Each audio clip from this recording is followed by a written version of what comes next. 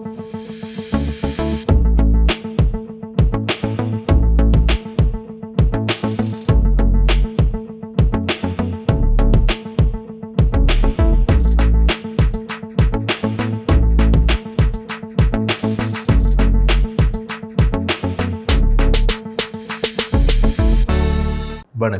இலங்கை செய்திகளுடன் நான் ரோஷன். விரிவான செய்திகளுக்கு முன் தலைப்புச் செய்திகள்.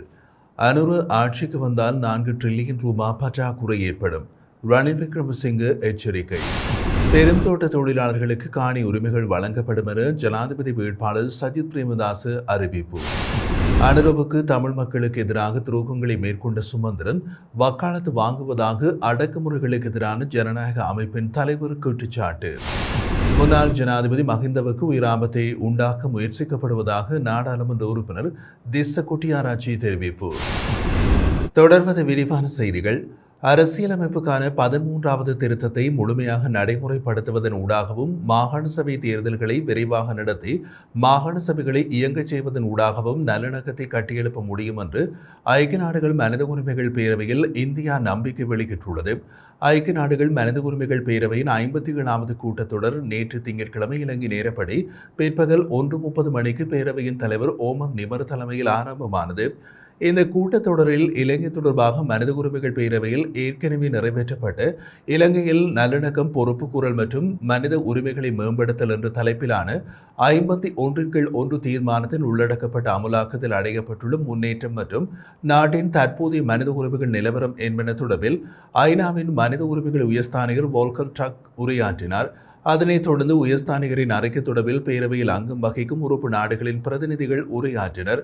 அதன்படி இலங்கையின் மனித உரிமைகள் நிலவரம் குறித்து இந்தியா சார்பில் உரையாற்றிய பிரதிநிதி, போர் முடிவுக்கு கொண்டுவரப்பட்டதன் பின்னர் இலங்கையில் புனர்வாழ்வு அளித்தல், மீள்குடியேற்றல் மற்றும் நாட்டை மீள கட்டியெழுப்பல் ஆகியவற்றுக்கு இந்தியா பல்வேறு உதவிகளை வழங்கியதாகவும் 2022ஆம் ஆண்டு நாடு மிக மோசமான பொருளாதார நெருக்கடிக்கு முகம் கொடுத்திருந்த வேளையில் பொருளாதார மீட்சி மற்றும் கடன் மறுசீரமைப்பு செயல்முறை ஆகியவற்றுக்கும் இந்திய அரசாங்கம் மிகையான உதவிகளை வழங்கியதாகவும் சுட்டிக்காட்டினார்.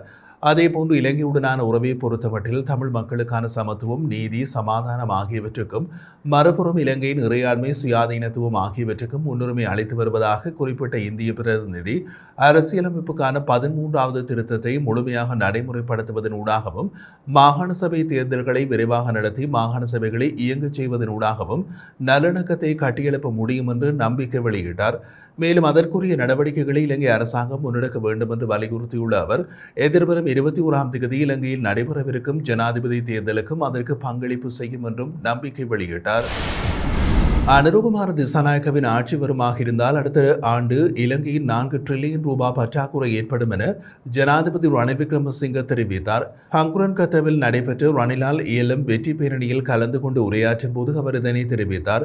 அனுரகுமார திசாநாயக்கவின் தேர்தல் விஞ்ஞாபனத்தில் அடுத்த ஆண்டு அரசு மொத்த செலவினங்களுக்காக 8.9 டிரில்லியன் ரூபாய் இருக்கும் என்று குறிப்பிடப்பட்டுள்ளது.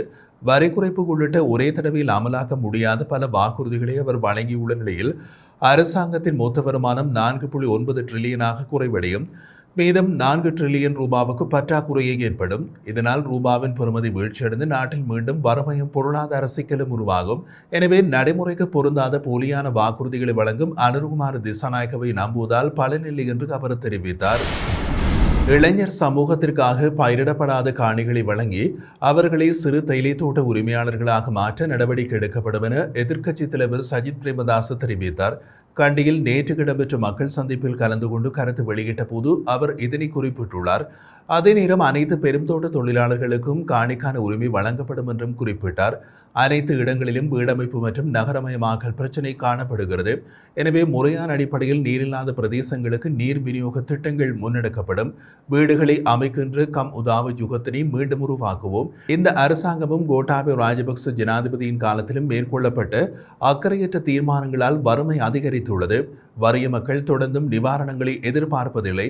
எனவே கெமிதிரிய அஸ்வசும ஜனசவிய சமுர்த்தி போன்ற வேலை திட்டங்களில் சிறந்த விடயங்களை உள்ளடக்கி வறுமையை ஒழிக்கின்ற வேலை திட்டத்தை முன்னெடுத்து 24 மாதங்களுக்கு மாதாந்தம் 20,000 ரூபாய் வீதம் வழங்கப்படும் என்றும் எதிர்க்கட்சித் தலைவர் சஜித் பிரேமதாச தெரிவித்தார்.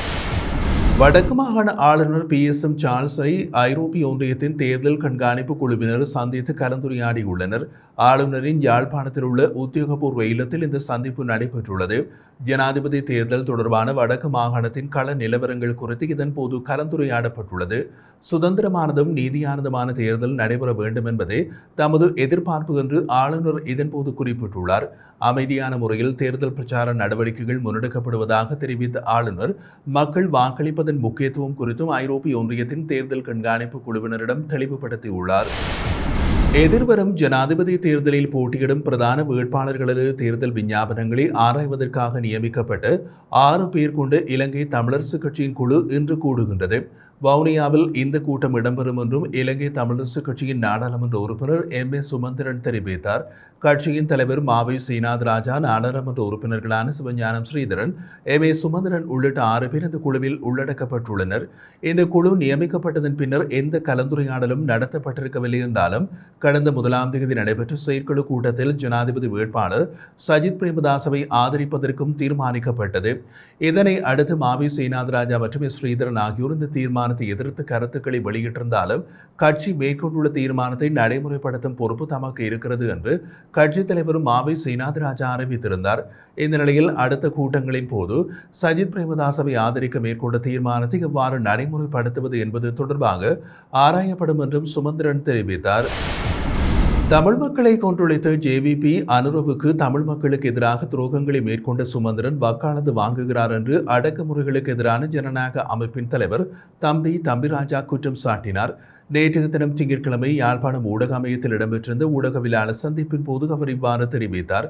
அவர் மேலும் தெரிவித்த போது அண்மையில் யாழ்ப்பாணம் வருகை தந்த ஜேவிபி என்று பெயர் மாற்றப்பட்ட தேசிய மக்கள் சக்தியின் ஜனாதிபதி வேட்பாளர் தோழர் அனுருகுமார் தமிழ் மக்களை மிரட்டுகிறார் என்று யாழ்ப்பாணம் வருகை தந்திருந்த மற்றும் ஒரு வேட்பாளரான ரணில் விக்ரமசிங்க கூறியிருந்தார்.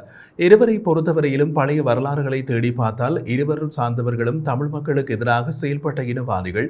அவர்கள் தங்களுக்குள் யார் நல்லவர் என்பது தொடர்பாக அடிபட்டுக் கொள்ளட்டும். தமிழ் மக்களுக்கு அது பிரச்சனை அல்ல. ஜனாதிபதியும் ஜனாதிபதி வேட்பாளருமான ரணில் விக்ரமசிங்க ஒருவரால் அனுருகுமார் ஜேவிபி பாணியில் வடக்கு மற்றும் தெற்கு மக்களை மிரட்டுகிறார் என்று கூறுகிறார். அனுர கூறுகிறார் தான் மிரட்டவில்லை, ரணில் தான் இனவாதத்தை கக்கி வாக்குகளை பெற முயற்சிக்கின்றார் என்று கூறுகின்றார். இது இவ்வாறு இருக்க தமிழரசுக் கட்சியை சார்ந்த பாராளுமன்ற உறுப்பினர் எம் ஏ சுமந்திரன் தமிழ் மக்களுக்கு பல துரோகங்களை செய்தவர். அவர் அனுர அவ்வாறு மிரட்டவில்லை என்று வக்காலத்து வாங்குகிறார். சுமந்திரன் தமிழ் மக்களுக்கு என்ன செய்தார் என்பது மக்களுக்கு தெரியும். தற்போது தென்னிலங்கை வேட்பாளர்களுக்கு வக்காலத்து வாங்குகிறார். ஆகவே தமிழ் மக்கள் இனவாதிகளுக்கு வாக்களிக்காமல் தமிழ் பொது வேட்பாளருக்கு வாக்களிப்பதோடு இனவாதிகளையும் துரோகிகளையும் தேர்தல் அரசியலில் இருந்து அகற்ற வேண்டும் என்றும் தெரிவித்தார். முன்னாள் ஜனாதிபதி மஹிந்த ராஜபக்சவை கொலை செய்ய முயற்சிக்கப்படுவதாக ஸ்ரீலங்கா பொதுஜன முன்னணியின் நாடாளுமன்ற உறுப்பினர் திஸ்ஸ கொட்டியாராச்சி தெரிவித்துள்ளார். தேசிய மக்கள் சக்தியினால் இந்த கொலை சதி முயற்சி மேற்கொள்ளப்படுவதாக குற்றம் சுமத்தப்பட்டுள்ளது. ஜனாதிபதி வேட்பாளர் நாமல் ராஜபக்சவின் தேர்தல் பிரச்சார கூட்டத்தில் பங்கேற்ற போது திஸ்ஸ கொட்டியாராச்சி இந்த விடயத்தை தெரிவித்துள்ளார். தேசிய மக்கள் சக்தியின் ஆட்சியின் கீழ் மஹிந்த ராஜபக்சவின் அதிகாரப்பூர்வ இல்லம் மற்றும் அவரது பாதுகாப்பு என்பவற்றை இல்லாமல் செய்து இந்த சூழ்ச்சி திட்டத்தை முன்னெடுக்க ஆயத்தமாகி வருவதாக தெரிவித்தார். இந்த சதி திட்டத்தின் உண்மை நிலையை அம்பலப்படுத்துமாறு தேசிய மக்கள் சக்தியின் தலைவர் அனுருகுமார திசாநாயக்கவிடம் கேள்வி எழுப்பதாகவும் குறிப்பிட்டார். இந்த நிலையில் ஸ்ரீலங்கா பொதுஜன பெரமுனவின் ஜனாதிபதி வேட்பாளர் நாமல் ராஜபக்சவுக்கும் முன்னாள் ஜனாதிபதி மஹிந்த ராஜபக்சவுக்கும் உயிர் அச்சுறுத்தல் காணப்படுவதாக புலனாய்வு பிரிவு அறிவுறுத்தியுள்ளது. ஆகவே பாதுகாப்பை பலப்படுத்துமாறு பாதுகாப்பு தரப்புக்கு வலியுறுத்தியுள்ளோம் என்றும் ஸ்ரீலங்கா பொதுஜன முன்னணியின் பிரதிநிதியான ரேணுகா பிரேரா அண்மையில் தெரிவித்திருந்தார்.